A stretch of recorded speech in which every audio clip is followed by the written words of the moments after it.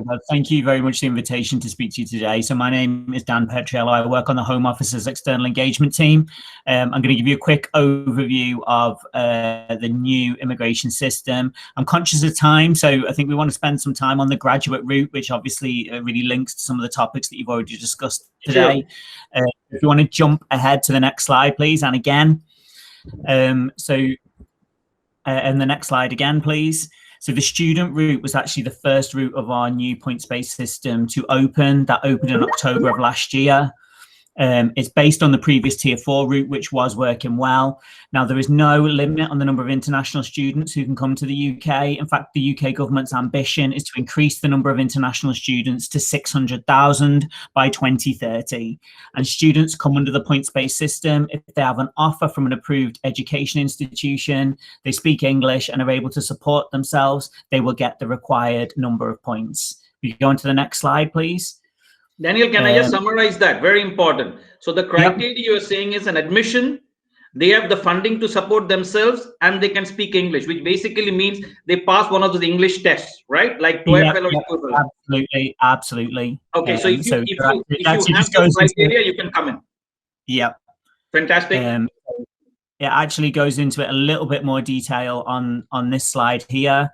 So it's sorry, the previous slide, go back. That was the one, this one.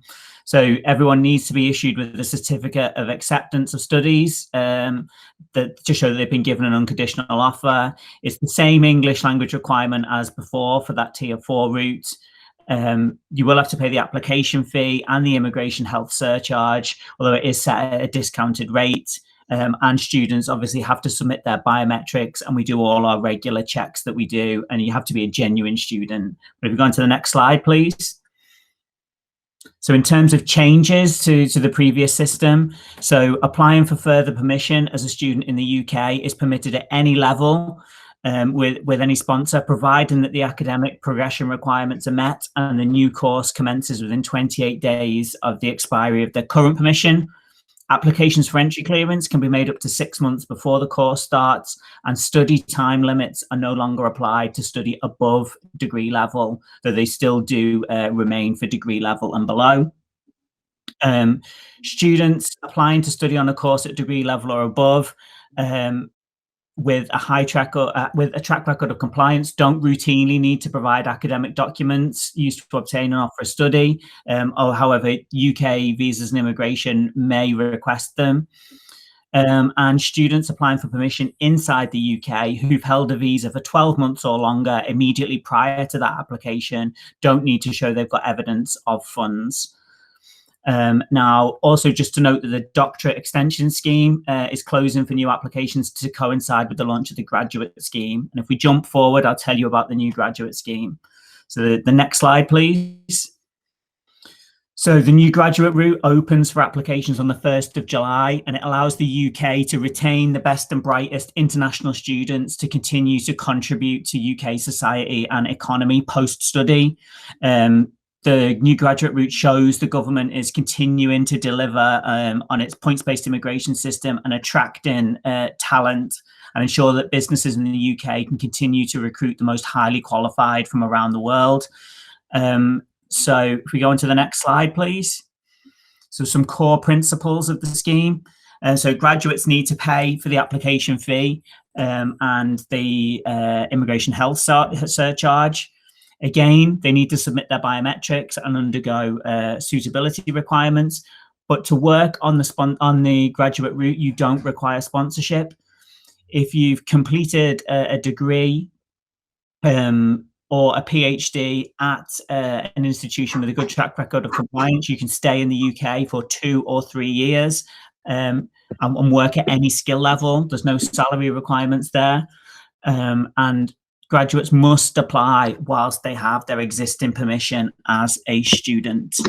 If you go on to the next slide, I'll tell you the requirements.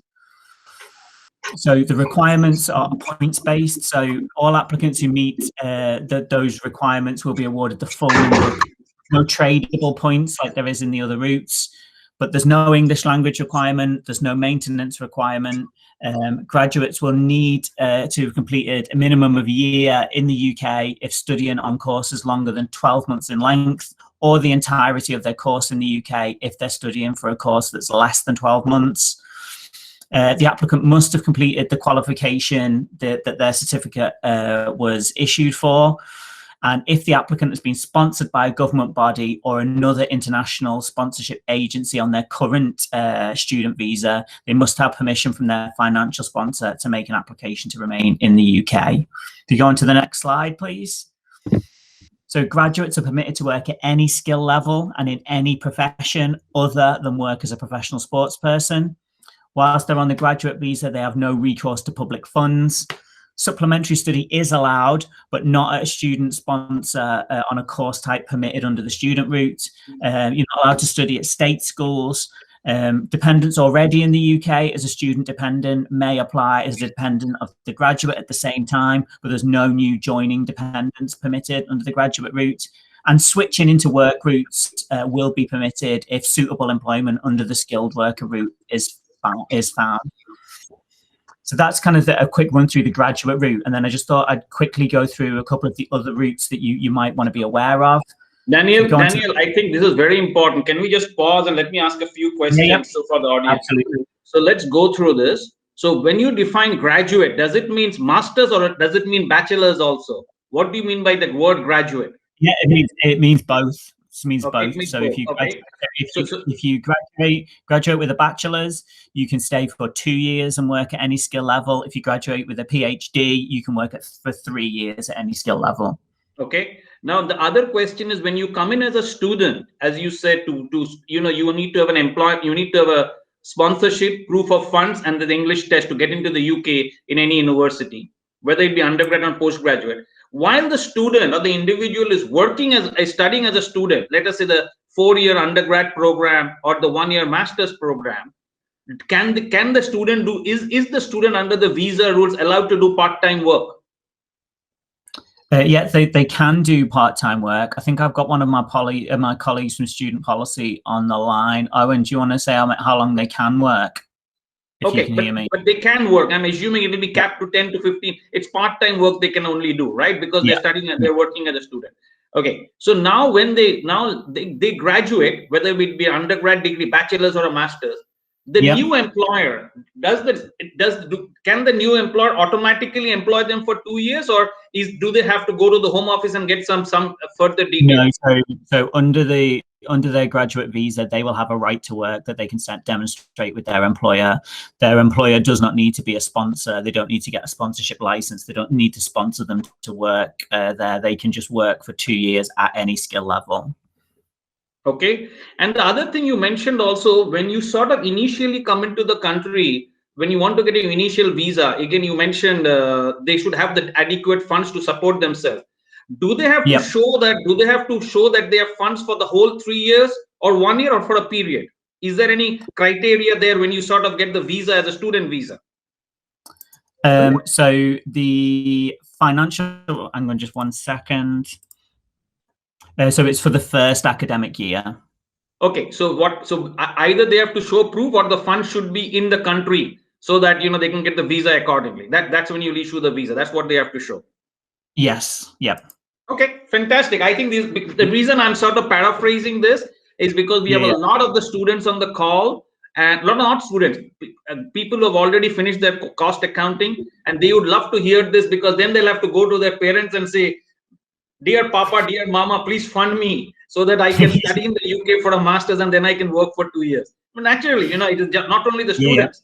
If I look at, if you all look at when we were kids or we were growing up, our Papa or Mama funds us. So anyway, so I think let's move ahead, Daniel. Yeah. Okay, good stuff. Thank you. So basically, this is the new flagship work route for the UK, and the key thing is that this is really leveling up in terms of now applications to come and work in the UK. It's based on the skills that you can bring to the UK rather than where your passport is from. So anyone coming to the work to the UK for work needs to demonstrate they meet the same specific set of requirements for which they will score points. Now, compared to the previous tier 2 route for work, it gives employers increased flexibility by allowing applicants to trade points if they've got relevant qualifications or work in a job that's on the UK shortage occupation list. So the core requirements are that they must have an offer of a job from an approved sponsor. They must speak English to an acceptable standard. There'll be a criminality threshold. The job must be at a minimum skill level. So in the UK, that's RQF level 3 and above. So that's A-level equivalent qualification and above. That's not to say that the worker themselves needs to hold that formal qualification. It's the job that they're coming to do. It's the skill of the job, which is important. And they must meet the required salary for the job. Now, that will either be our general salary threshold, which on the advice of the Independent Migration Advisory Committee, we have brought down to £25,600, or it will be the going rate for the job if that's higher than the general salary threshold in the UK. So in terms of the previous tier 2 route, the differences are that there's the cap on numbers on these routes has been suspended. There's no longer a resident labour market test, which has been removed. I've mentioned that skills threshold that's been expanded and the salary threshold brought down. And then the big new feature is tradable points, which I'll talk you through in a second. Also, the 12-month cooling off period and the 6-year maximum length of stay within the skilled work routes have been removed. This is extremely generous. This is extremely generous in terms of what the government is doing. One quick question. It's much more generous than the previous tier 2 route. Yeah, very generous. And the question quick, you mentioned approved sponsor. What does that word mean? So it means that you have an approved sponsor. Yeah, it means that you've applied to the Home Office and you'll be designated as a Home Office sponsor. So a business will, first thing they'll do is they'll check that the types of vacancies they're looking to fill are eligible for one of our sponsor licenses. And then they go online, they'll have to provide evidence as to what their kind of business is, financial records. They'll have to give access, tell us who's going to access the Home Office sponsor system. That's the process of becoming a sponsor. Okay, fantastic. Let's move ahead. Okay, so when we talk about points-based system, what do we actually mean? So for a skilled worker visa, you need to score 70 points. So by meeting those mandatory criteria, so you've got a job offer from an approved sponsor, it's at the right skill level, and you meet the English language requirement, you score 50 points. Now, to qualify for a skilled worker visa, you've got to obtain a further 20 tradable points, and you can get those points through a combination of points for your salary, a job on the UK shortage occupation list, or a relevant qualification. Now, again, we set out the different salary levels for the different professions. They're an annex of our immigration rules. They're available on gov.uk. So, for instance, like a civil engineer is required to earn £35,000 because that is the going rate for that profession in the UK. So that's higher than that general salary threshold. Now, it is possible to reduce the salary requirement if the migrant can score points for their attributes or the nature of their job. So if a job is on the UK shortage occupation list, you can score a 20% discount on that salary requirement. If the migrant has a PhD that's relevant to their job, that's worth a 10% discount. And that rises to 20% if the PhD is in a STEM subject. And new entrants to the labour market can also secure a 30% discount on the salary requirement. Now, these discounts apply to either that general salary threshold or the going rate for the job, whichever is higher. But there is a general floor of £20,480, below which a salary can never drop when those discounts have been applied. There are a number of jobs in the public sector, such as doctors and teachers, which are subject to separate arrangements based on published pay scales. Now, we will retain the ability in the future to increase the number of attributes that you can score points for to help us meet the needs of the economy, but those mandatory requirements will never become tradable. Now, I'll send you out some links so you can see the different ways that you can trade points. Rather than go through them all on slides, but I'll go through some of the other routes now, if that's okay. Yes, please. Okay, so this is for highly skilled. So this is our global talent route. This is for the most highly skilled workers who can achieve the required level of points, can come to the UK without a job offer if they are endorsed by a Home Office recognised endorsing body. And there's a list available of Home Office recognised endorsing bodies on gov.uk. This route is designed to attract global leaders and the best and brightest in science, humanities, engineering, the arts, and digital technology. We've made some changes to this route, so that's the criteria for senior appointments under this route have been revised so that the route caters for people who are earlier stages in the year, not necessarily absolutely established leaders. The definition of the types of academic and research roles that qualify under the global talent route has been expanded, and obviously a points element has been introduced in line with the points-based system. And I'm going to talk you through our startup and innovator routes. So the government wants to make the UK the best place in the world for high growth, innovative companies and startups. Our innovator and startup visas are for those who want to set up an innovative business in the UK.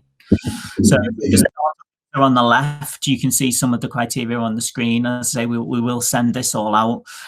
So you can see the eligibility requirements are there, but you must be able to show that your business idea is a new idea.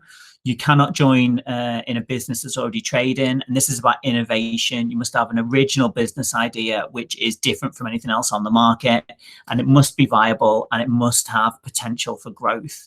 Before you apply for this visa, you must be endorsed by an authorized body. Now, on the other hand, we also have our innovator visa, and that's similar to the startup visa in that you must be able to show that your business idea is new, innovative, and viable. And as with the startup visa, you need to have your business or business idea assessed by an endorsing body. But there are some differences in the eligibility requirements for the innovator route. You must have at least £50,000 in investment funds to apply for the innovator visa if you want to set up a new business, and you'll need to prove where your funding has come from. You don't need any investment funds if your business is already established and has been endorsed for an earlier visa, or if you've changed your business and already agreed it with your endorsing body. Now, the Chancellor announced in the recent budget that the UK's innovative visa will be reviewed with a view to making it easier to obtain and apply for a visa. We recommend, obviously, that if you're interested in these routes, we will send out all the links, the guidance. They're quite similar routes with some key differences. So we'll send out the full guidance for you to digest. And just to say that we are always available if you want to have further sessions that kind of go into more detail into specific routes. So we've kind of done something here that's a little bit touches the surface of a lot of things, but we're happy to kind of reach out to any stakeholders who are interested, who want to discuss any of our routes in more detail.